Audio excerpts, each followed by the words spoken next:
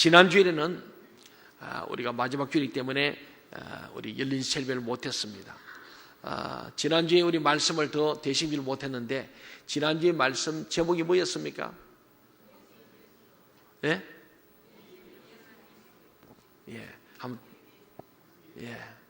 찬양대만 떠들고 나머지는 다 입을 다물었어요. 한번 겸손히 따라 합시다. 위기에 개입하시는 하나님 기억나십니까? 누가 위기를 당했어요? 어떤 위기였죠? 어떤 위기였어요? 이쪽에는 전혀 관심이 없어요? 어떤 위기였습니까? 죽음의 위기죠.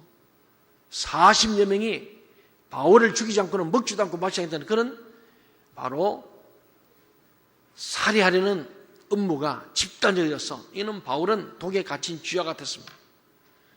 그런 위기 가운데 하나님이 개입하셨. 어떻게 개입하셨습니까? 천사를 보냈습니까? 지진이 일어났습니까? 어떤 개입이었습니까? 사람의 마음을 감동했죠. 이 정보를 바울의 조카가 알게 되었어. 그냥 묻지 않고 감옥에 있는 바울을 만났어. 그 얘기를 했더니 바울이 백부장을 불러서 천부장한테 이 얘기를 좀 해서 이런 일이 없도록 해달라고 했더니 천부장이, 백부장도 그 마음에 감동해서 동의하고, 천부장도 그래서 밤 9시경에 군사 470명 모아서 그를 가이사르로 호송하는 작전을 펼치게 해서 절대로 40명보다 10배 넘은 470명이 호위하고 죄수는 끌려가는데 짐승에 태워서, 말을 태워서 그렇게 가이사르로 갔던 내용을 듣습니다. 여러분 인생에도 위기가 올 때에 하나님이 개입할 수 있기를 바랍니다. 하나님의 개입. 풍랑을 만났던 제자들이 밤새 풍랑과 싸우는데 자기들이 하려고 하면 안 되었습니다만은 주무신 주님을 깨워서 주님이 거기 개입하실 때 풍랑이 잠잠게 될 줄을 믿습니다. 우리 하나님 믿는 사람은 하나님이 우리 인생에 개입할 때에 우리의 위기가, 부르심을 받은 사명자들은 반드시 개입하셔서 하나님께서 반드시 살려주시고 더 복되게 할 줄로 믿으시기를 바랍니다. 그래서 드디어 예루살렘에서 가이사르로 옮겨가는 동안에 바울을 죽이기로 결정했지만 결국 실패해버렸습니다. 그래서 대제사장과 장로들과 결사대가 어디로? 가이사르로 따라 내려가. 나중에 듣고 나서 내려와서 두들러라는 변호사를 앞세워서 드디어 고소장을 넣고 총독에게 고소하는 내용이 오늘 본문의 내용이 나옵니다. 그 1절에 보니까 아주 아부성인 발언을 하면서 2절부터 4절에 정확하게 세 가지 제목을 내놓는 거예요. 우리 같이 한번 사도행전 24장 2절, 3절, 4절을 한 목소리로 한번 읽어보도록 하겠습니다. 시작. 바울을 부르매 더둘로가 고발하여 이르되 벨릭스 각하여 우리가 당신을 힘입어 태평을 누리고 또 이 민족이 당신의 성견으로 말미암아 여러 가지로 개선된 것을 우리가 어느 모양으로나 어느 곳에서나 크게 감사하나이다. 당신을 더 괴롭게 아니하려 하여 우리가 대강 여짜 없나니 관용하여 들으시기를 원하나이다. 굉장히 아주 아첨하고 굴종하는 말이에요. 쉽게 말하면 일제 우리 식민지 했을 때 일본 총독 앞에 가서 우리나라 한국 사람 변호사가 지금 이렇게 재판장은 재판장입니다. 그런데 각하라고, 각하는 이거는 뭐 거의 최고의 통치자입니다. 그리고 당신들이 와서 우리 태평성대를 누리고 로마가 우리 식민지를 잘해줘서 우리가 문명화되고 우리를 잘 돌봐서 너무 크게 감사하다고, 그리고 관용을 베풀어 달라고 지금 얘기하는 겁니다. 그런데 오늘 여기에 이렇게 이제 앞에서는 굉장히 총독한테 좋은 아첨을 한 후에 세 가지 제목으로 고소하는데, 첫째는 유대인들을 소욕했다는 제목입니다. 둘째는 바울이 바로 나사렛 이단의 괴수라고 고소합니다. 셋째는 바울이 성전을 모독했다는 겁니다. 그 내용이 5절부터 9절까지에 잘 되어 있습니다. 우리 같이 한번 확인해 보겠습니다. 5절부터 9절 말씀을 같이 한번 읽어보겠습니다. 시작. 우리가 보니 이 사람은 전염병 같은 자라 천하에 흩어진 유대인들을 다 소유하게 하는 자요 나사렛 이단의 우두머리라. 그가 또 성전을 더럽게 하려 함으로 우리가 잡아싸우니 당신이 친히 그를 신문하시면 우리가 고발하는 이 모든 일을 아실 수 있나이다 하니 유대인들도 이에 참가하여 이 말이 옳다 주장하니라. 이러한 드둘로의 변론에 대해서 벨릭스 총독이 바울 네가 한번 답변해보라고 변론의 기회를 줍니다. 그것이 10절로 13절에 있습니다. 바울이 이 허구에 대해서 잘못된 근거 없는 고소에 대해서 반박한 내용이죠. 우리 같이 한번 보겠습니다. 10절부터 13절입니다. 시작. 총독이 바울에게 머리로 펴 말하라 하니 그가 대답하되 당신이 여러 해 전부터 이 민족의 재판장 된 것을 내가 알고 내 사건에 대하여 기꺼이 변명하나이다. 당신이 아실 수 있는 바와 같이 내가 예루살렘에 예배하러 올라간 지 열 이틀밖에 안 되었고 그들은 내가 성전에서 누구와 변론하는 것이나 회당 또는 시중에서 무리를 소동하게 하는 것을 보지 못하였으니 이제 나를 고발하는 모든 일에 대하여 그들이 능히 당신 앞에 내세울 것이 없나이다. 세 가지를 이 부분에서 배울 수 있는데, 첫 번째는 이 변호사 드둘로의 말과 사도 바울의 말이 다르다는 거예요. 특히 벨릭스의 이 총독이 하는 말의 표현이 다른 것을 알 수 있습니다. 법정에서도 재판장에게 우리가 쓰는 존경하는 어투들이 있습니다. 주로 존경하는 재판장님 이렇게 표현합니다. 그 이상 표현을 잘 하지 않습니다.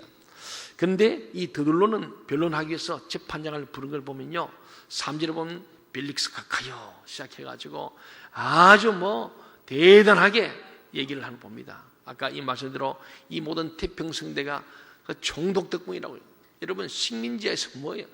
로마가 군사를 약탈하고 공물을 바치고 일제 때 얼마나 고통했습니까? 그러잖아요.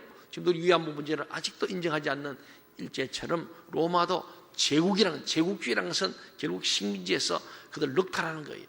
그런데 인권들이고 국권도 잃어버렸는데 여러분 덕분에, 로마 제국 덕분에, 총독 각하 때문에 우리가 잘 살고 너무 좋다. 이거는 새빨간 거짓말이에요. 최근에 나온 우리 암살한 영화를 여러분 보셨습니까? 예. 그 당시에 유대 나라에도 마카비 형제들은 끝까지 마사다라는 곳에서 한 명도 남지 않고 전멸을 당하고 로마 군대가 정말 대단하게 전멸시켰거든요. 그런데 사실은 자기들이 스스로 자결도 해버렸습니다. 더러운 이방인의 손에 죽을 수 없다는, 그래서 그 독립하는 사람이 많았습니다. 그런데 오늘 이들은 일제에 붙었던 앞잡이처럼 로마 앞잡이들이 바로 이런 사람이죠. 그러니까 그 앞에서 오만 아첨을 다 뜨는 모습을 보이는데, 반대로 10절에 보면은 바울은 당당합니다. 내가 당신이 재판에 온 것을 알고 있는데 내가 당신 앞에서 내가 변론하겠다. 아주 그냥 당당하고 떳떳하게 전혀 주눅들지 않는 모습. 아첨 10편 12편 3절에 보면요, 그렇게 되어 있습니다. 여호와께서는 모든 아첨하는 입술과 자랑하는 혀를 끊으시겠다. 그런 말씀.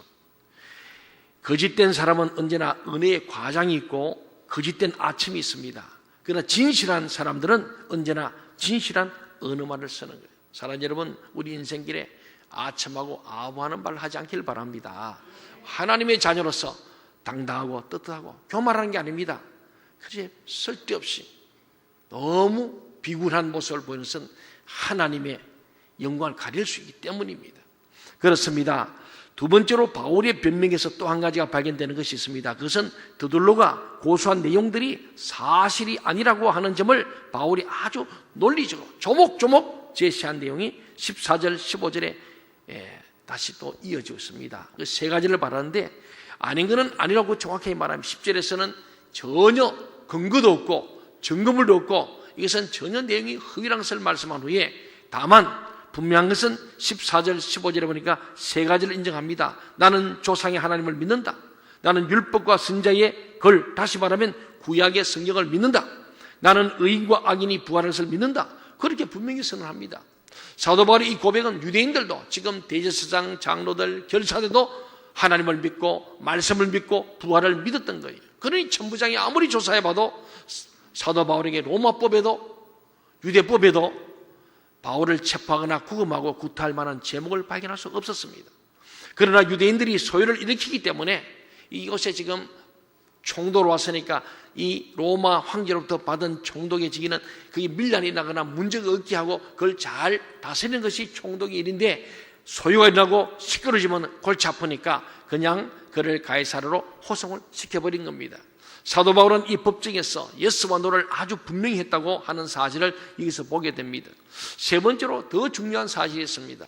16절 말씀이죠. 우리 16절을 같이 한번 읽어볼까요? 시작. 이것으로 말미암아 나도 하나님과 사람에 대하여 항상 양심에 거리낌이 없기를 힘쓰나이다. 예.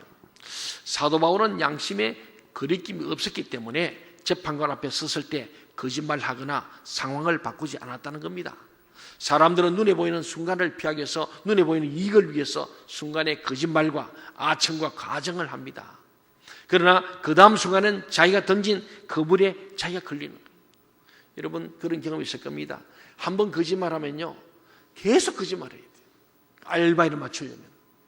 그러나 처음에는 좀 손해보도 정직한 사람은 그걸 끝날 수 있는 거예요. 근데 거짓말이 그게 완전 범죄가 가끔 되는 게 있지만 언젠가는 드러나게 되어 있어요. 사랑하는 여러분, 우리는 하나님 앞에서 정말 떳떳해야 할 줄 믿습니다. 목회자가 하나님이 떳떳하지 못하면 설교가 힘이 없어요. 그렇잖아요. 내 자신이 그러지 못하기 때문에. 불법적으로 교회를 개척하고 남의 양도둑이 되어져가지고 무슨 말씀하겠어요. 우리는 불신자를 전도해야 될 줄 믿습니다. 남의 교인을 데려온 게 아니에요. 거기서 본인이 영적으로 안 돼서 본인이 스스로 더 깊은 영성으로 내가 지금 영이 죽겠다 해서 더 영성 있는 곳으로 생수를 찾아가는 그거는 목마른 사슴이 신음을 찾는 그건 어떻게 했습니까? 많은 잘 다닌 교인들 시험 들게 만들고 거짓말해가지고 악선전해가지고 그런 건 아니에요. 그것이 바로 하나님 앞에서 떳떳히 못한 거예요. 오늘 이게 우리는 사도 바울은요 말합니다. 자기가 주장하는 것에 대한 최후의 보루 정도는 양심이라고 말하는 거예요. 세상에서는 양심을 지키고 살기 어렵고 정직하게 말하고 사는 것이 어렵기 때문이죠. 우리 그래서 중학교 때부터 우리가 이런 시를 좋아했어요. 하늘을 우러러 한 점 부끄러 먹기를 내가 바람이 이는 잎새에도 내가 얘기했다는 거죠. 윤동주 시인 얘기 아니겠어요? 이는 기독 청년이었고 기독 시인 아닙니까? 하늘을 우러러서 하나님 앞에서 한 점 부끄러기를 살기를 원하는 그의 마음의 다짐, 그 양심의 호소하는 게 참 중요합니다. 제가 여자대학교 대학원에서 상담을 공부할 때 전신 묶으라면 제가 꼭 그 시비 앞에 가서 지금은 돌에 세 있지만 상당히 희미합니다. 널 읽고 묵상합니다. 참 젊은 나이에 참 이렇게 일제에서 죽어갔지만은 하늘으로 한 점 부끄러기를 그렇게 바라는 그 깨끗한 양심, 그 마음. 오늘 여기는 사도 바울도 마찬가지였어요. 나는 하나님과 사람 앞에 부끄러움 없다. 그렇게 살기 애쓴다는 얘기를 하고 있는 거예요.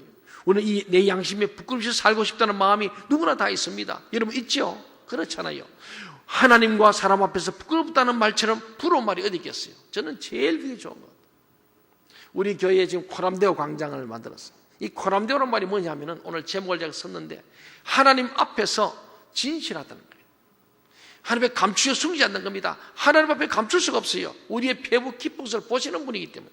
하나님을 제대로 아는 사람은 하나님 앞에서 거짓말 못해요. 나의 죄가 드러나고 그 앞에서는 감히 그 빛 앞에서는 우리는 엎드릴 수밖에 없는 거예요.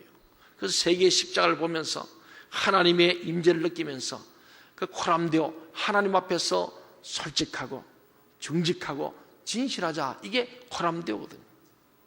저는 그게 너무 좋았는데 제가 전에 사서오경에 보면은 맹자의 논어를 이렇게 보다 보니까 맹자의 논어 바로 군자 유삼락이라는 지금 글이 나오죠. 예, 저 부분이 있습니다. 군자가 세 가지 즐거움이 있다는 거예요. 사람 인생의 세 가지 최고의 낙이 뭐냐면은 첫째는 부모님이 살아계시고 형제가 서로 우애하고 무구한 것이 제일 큰 기쁨이고, 두 번째는 저기 나온 것처럼 앙불교천 부불장. 앙불교천은 뭐냐면 하늘을 우러러보아서 한 점 부끄러움이 없고 사람들 앞에서 욕됨이 없는 삶을 사는 것이 진짜 기쁨이다. 깨끗한 것을 말하죠.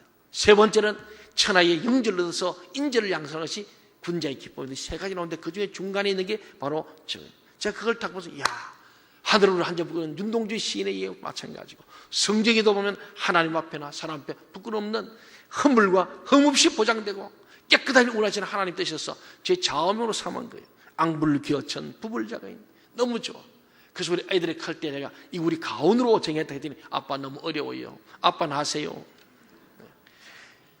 어렵죠. 한문 그리고 사속에 나오는 논어 얘기니까 어려운 얘기입니다. 뿐만 아니고 쓰고 읽히고 여기도 힘들지만 그렇게 살기가 어렵잖아요.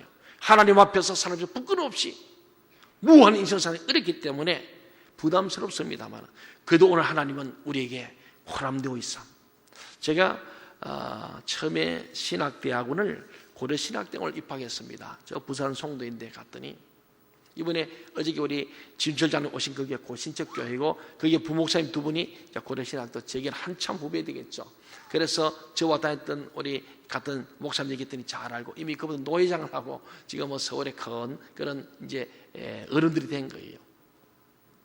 거기 갔더니 고려신학대학원의 슬로건이 호람대오였습니다.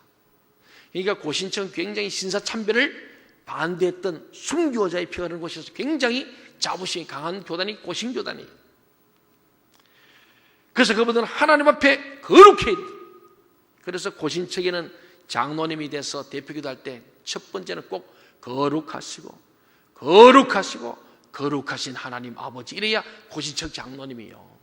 예, 거룩을 굉장히 강조합니다. 호람되어져 있어요. 그래서 저는 첫 번째로 신학을 하면서 호람되어서 깊은 생각을 했습니다.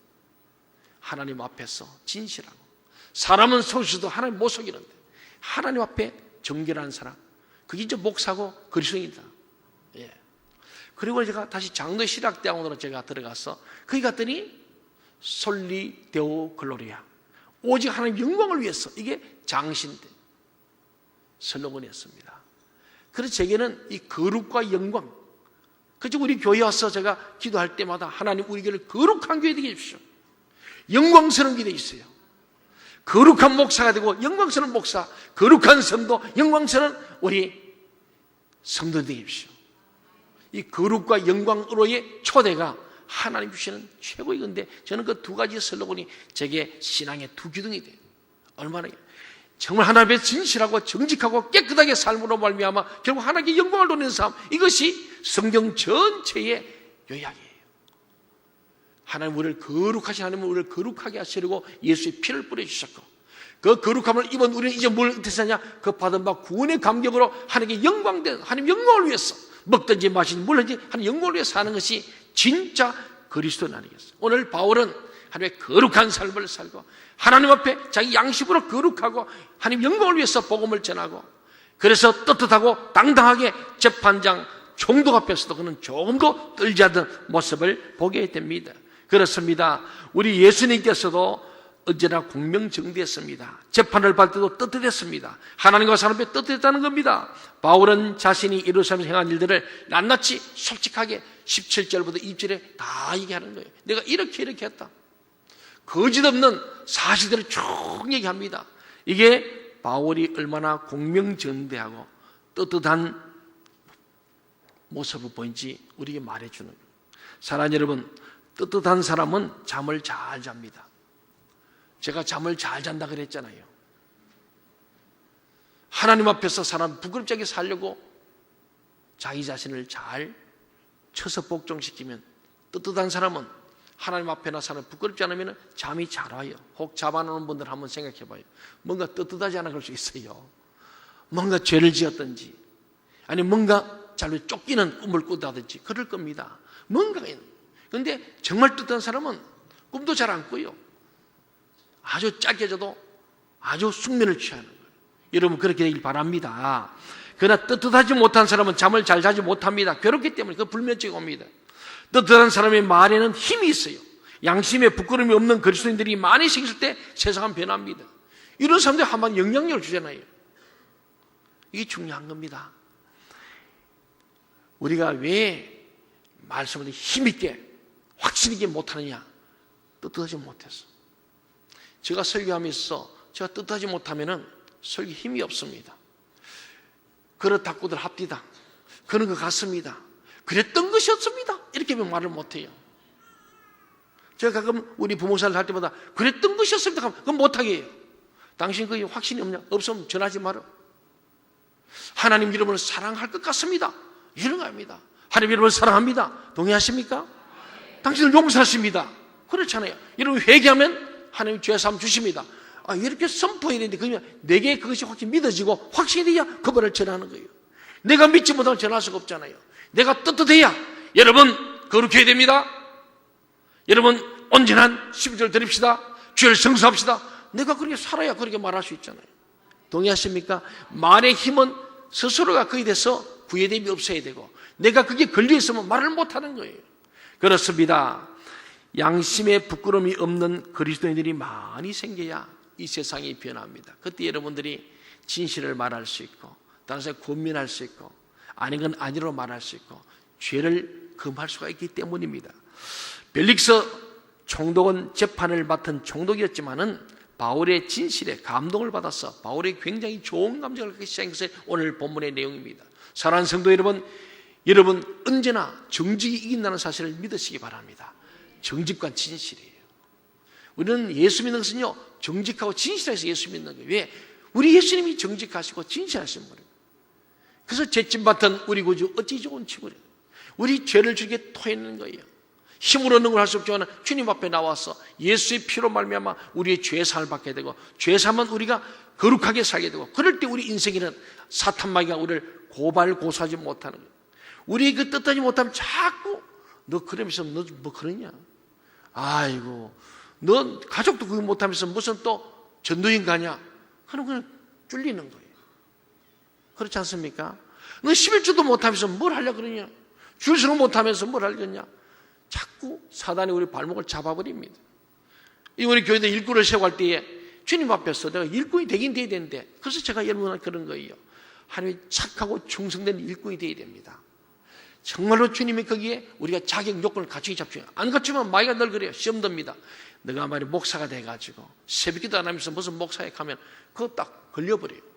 그때부터는 마귀 종로로 타면서 그래 난 할 말이 없어. 입이 닫혀져요. 전도도 못하고 복음도 못 전해 설교도 못해요. 그렇지 않습니까? 너 목사들 11주도 제대로 안 하고 떼먹으면서 뭔 목사냐? 그때부터 기가 팍 죽어버려요. 여러분 그렇지 않습니까? 우리 이 전도팀이 익산하고 군산 가서는 막 날개처럼 천사처럼 춤을 추는데 여기 온양이 오면 기가 죽어요. 왜냐하면은 나를 아는 사람이 있잖아요. 그래서 굉장히 쑥스럽기도 하고 어색한 거예요. 금요일날 심야 때 저는 없었는데 보니까 여기 와서 저기 밖에서 저 군산서 익산서 할 때보다 못하더래. 예. 그게 이제 뭐 여러 가지 있겠습니다만은 그런 거예요. 저도 다른 교회 가서는 어쩌면 자유롭게 말씀드릴지 몰라요. 난 관계 없잖아요. 그냥 말씀 전하면 되니까 마음껏 전할 수 있지만 우리 교인들은 이해광에서 나를 잘 알아. 그게 목사가 할 말이 있는 거예요. 못할 말도 있는 거예요. 그렇지 않습니까? 이게 다 다른 거예요. 오늘 사랑하는 여러분, 우리는 정말 좋은 영향력을 끼치는 사람이 될 줄 믿습니다. 하나님의 말씀에 이어 벨릭스는요 마지막에 이제 이런 판결을 내립니다. 22절 23절을 한번 같이 볼까요? 22절 23절 시작. 벨릭스가 이도에 관한 것을 더 자세히 아는 거로 연기하여 이르되 천부장 루시아가 내려오거든 너희 일을 처결하려고 하라. 백부장에게 명하여 바울을 지키되 자유를 주고 그의 친구들이 그를 돌봐주는 것을 금하지 말라 하니라. 이게 재미있는 것은요 이 재판이 바울에게는 두 가지 축복을 줬어요. 첫째는 이 재판에서 바울이 만약에 무죄로 선고되었다면 바로 석방이 됩니다. 무죄로 석방이 나오면은 바울은 어떻게 될까요? 죽어요. 왜냐하면 이들이 지금 따라 내려와서 가이사랴에 있습니다. 무죄로 석방되면은 죽이겠다는 거예요. 나오면은 호임이 없이고 그때는 바로 죽이려고 했어요. 그런데 오늘 무죄다는 유죄다는 그냥 선고유예입니다. 보류한 거예요. 그러니까 감옥에는 그대로 있고 군사들이 지켜주는데 그다음 두 번째 축복이 뭐냐면은 죄수는 죄수인데 자유로운 죄수예요. 밖에 나가지 못하지만 감옥에 자유로워서 거기서 복음을 전할 수 있는 그런 기회를 주시고 더 나아가서 이것은 바울이 그동안에 1차, 2차, 3차 등에서 한 번도 쉬지 못했어요. 이 박 목사도 쉬지를 못했는데 나도 그 휴가를 못 갔어. 안식일 좀 맞아가 좀 신락하니까 이 안식일은 또 못 쉬게 만드는. 제가 2006년도 안식이라고 이번에 2013년 안식인데 그래서 이제 좀 안식하려고 하는 게 마귀 새끼들이 나를 못 쉬게. 예. 그래서 지금 쉬지를 못해. 그런데 바울도 그랬더니 2년간 하나님이 감옥에서 다 보호하고 밥도 주고 잠도 주고 편안하게 2년을 안식하면서 복음도 전하고 그랬던 사건입니다. 그래서 이 재판이 2년간 이 벨릭스가 아무리 봐도 혐의가 없는 거예요. 그리고 이 사람은 이제 가해사에 간다는 겁니다. 황제 앞에 가고 싶다는 거예요. 그래서 이전을 했는데 드디어 이제 총독이 바뀌어집니다. 그래서 오늘 이 바울이 그동안에는 2년 동안에 무죄나 유죄가 아니라 그냥 재판이 보류된 상태로 2년간 가니까 죄수는 죄수인데 아직도 용의자에 불과하지 진정한 죄수는 아니죠. 그러니까 보호해줘서 잘 지낼 뻔했고 그래서 자유를 줘서 복음도 전하게 하는 이런 놀라운 역사입니다. 저는 보면서 하나님의 뜻대로 부르심을 입은 자들, 하나님의 사명을 감당하는 모든 것이 하나님의 개입하심으로 합력하여 선을 이룬 줄로 믿습니다. 여러분도 이런 은혜가 있기를 바랍니다. 그리고 재판을 맡았던 벨릭스 총독이 생각해 보니까 바울에게서 굉장히 강렬한 인상을 받았던 것 같습니다. 이 모습에 이 벨릭스가 감동을 받아서 바울을 따로 불러서 이렇게 말합니다. 24절 25절 한번 볼까요? 시작. 수일 후에 벨릭스가 그 안에 유대 여자 드루실라와 함께 와서 바울을 불러 그리스도 예수 믿는 도를 듣거늘 바울이 의와 절제와 장차오는 심판을 강론하니 벨릭스가 두려워하여 대답하되 지금은 가라 내가 틈이 있으면 너를 부르리라 하고. 이 벨릭스가 드루실라는 여자하고 조금 문제가 있어요. 그래서 자기 좀 죄가 있으니까 심판적이 하니까 양심이 찔렸어요. 두려워졌어요. 그 다음에 또 듣겠다고 내보냈습니다. 저는 그리스도인은 이렇게 감동을 줄 수 있어요.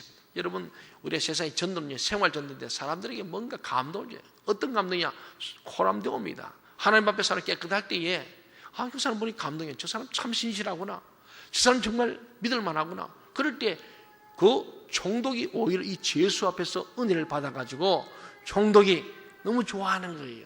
그래서 총독이 오늘 보지만은 이 감동을 받아가지고 바로 죽음을 두려워할 수 있는 예수 그리스도가 우리 안에 있을 때에 모든 사람에게서 사랑과 존경을 받게 됩니다.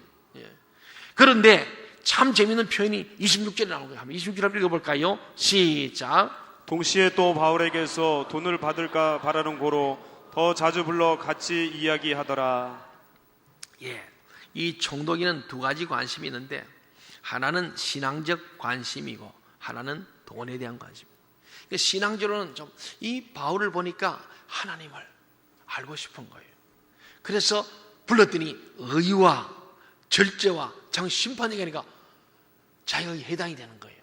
의롭지 못하죠. 절제하지 못하는 삶을 살죠. 심판이 있다고 하니까 너무 두려워서 잠깐 보류하면서도 또 하나는 유전무지지 않습니까? 옛날에 지금이나 돈을 받고 뇌물 줄 거다. 이놈이 풀려나려면 난 뇌물을 받지 않겠어. 자꾸 불러서 은근히 돈을 요구하려고 자주 불렀다는 거예요. 예수님께서는 단호하게 말씀합니다. 하나님과 돈을 겸하여 섬길 수 없다. 딱 했습니다. 오늘 수많은 우리 그리스도인들이 하나님을 믿으면서도 이 돈과 서로 겸하여 섬기려니까 혼돈이 오는 거예요. 하나님보다 때로는 돈이 더 좋은 거예요. 돈이 하나님보다 더 큰 우상이 되겠습니다. 그래서 예수님은 하나님과 돈을 겸하여 섬기지 못한다. 돈을 사람이 일만하게 뿌리가 된다고 말씀하는데 오늘 이 지금 총독 벨릭스는 하나님도 믿고 싶은데 또 돈도 좋아해요. 이 두 가지가 함께 공존한데 오늘 우리의 한계고 우리 인생의 목마름이 이거예요. 하나님도 잘 믿으면서도 돈도 우리 필요한 거예요. 물질 복도 받고 싶어요. 마지막 27절을 우리 같이 한번 보겠습니다. 시작. 이태가 지난 후 보르기오 베스도가 벨릭스의 소임을 이어받으니 벨릭스가 유대인의 마음을 얻고자 하여 바울을 구류하여 두니라. 벨릭스는 유대인들의 소유가 무서워서 그들의 마음을 사기 위해서 2년 동안 계속 바울의 재판을 보류합니다. 그래서 벨릭스가 재판을 못하고 있는 동안에 후임자가 드디어 베스도라는 총독이 오게 돼서 그가 재판을 맡게 되죠. 저는 여기서 몇 가지 사실을 생각하게 되었습니다. 사람은 떠나간다는 겁니다. 그러나 하나님은 떠나지 않습니다. 모든 역사는 지나갑니다. 우리도 3공하고 5공하고 6공하고 7공하고 다 지나갑니다. 수많은 대통령들이 권력 속에 있었지만 권력의 비참함을 받잖아요. 백담사에도 가고 감옥도 가고 자살도 하고 그 권력의 정립된 굉장히 권력자로서 대통령으로 참 괜찮은 것 같은데 권력 비참함을 우리는 대통령 다 보는 거예요. 우리나라 대통령 치고 행복 사는 거의 없어. 결국은요, 총독도 지나갑니다. 예. 모든 게 지나갑니다. 여러분, 고난도 지나가요. 그래서 너무 염려하지 마시고, 이것도 좋은 일도 지나가지만은 고난도 지나가고 절망도 지나가고 시간이 지나면서 하나님이 개입하시면 모든 문제가 풀려질 줄로 믿으시기 바랍니다. 사람은 떠나지만 하나님 떠나지 않습니다. 역사도 지나고 다 지나가지만 하나님은 신실하시고 영원하신 분인 줄 믿어야 할 줄 믿습니다. 사랑하는 성도 여러분, 어떻게 살아야 합니까? 무엇을 위해 살아야 합니까? 여러분의 죽음은 얼마나 남았습니까? 지난주에는 우리 교회에 4건의 장례가 있어요. 예. 또 우리 지역에 있는 목사님들의 부모님들이 또 돌아간 사건이 3건이 있었는데, 이제 아주 더울 때 좀 그러면 또 음동선이 지나면 날이 풀릴 때 또 많이 돌아갔어요, 어르신들이. 근데 대부분이 88세, 90세, 90세 이 사이가 대부분 이번에 돌아가신 분이 연세입니다. 우리의 남은 날도 한번 계속을 필요했습니다. 내 남은 날 얼마인가? 언젠가 반드시 죽습니다. 남은 시간 동안에 우리는 어떻게 살 것인가? 떳떳하게 살아야 할 줄 믿습니다. 양심에 부끄러움이 없이 사십시오. 여러분 가정에서나 교회에서나 떳떳하게 사세요. 하나님의 축복이 그런 사람들에게 영원히 함께하기 때문이죠. 진짜 복 있는 사람은 하나님 앞에 떳떳하고 사람들 앞에 떳떳하게 사는 것. 앙불귀어천 부불자의 하늘을 한 점 부끄러움 없고 사람들 욕됨 없이 살기 위해서 예수고 힘쓰므로 말미암아서 하나님 앞에서나 사람에게 영향력을 주고 저와 여러분을 통해서 하나님을 알고 싶은 사람들이 많아지길 바랍니다. 그럴 때 우리는 우리의 자녀들 앞에서, 내 아내 남편 앞에서, 우리 성도 앞에서 떳떳하게 살 때에 하나님 그런 자를 복 있는 사람으로, 그런 사람을 사용하시고 그런 자에게 영원한 축복을 허락하시고 영생에 이르게 하시는 천국의 복이 임할 줄로 믿습니다. 우리에게 정말 코람데의 삶을 삶으로 하나님 앞에 영원한 복을 받는 복 있는 사람 되기를 주의 이름으로 간절히 소망합니다. 기도하시겠습니다.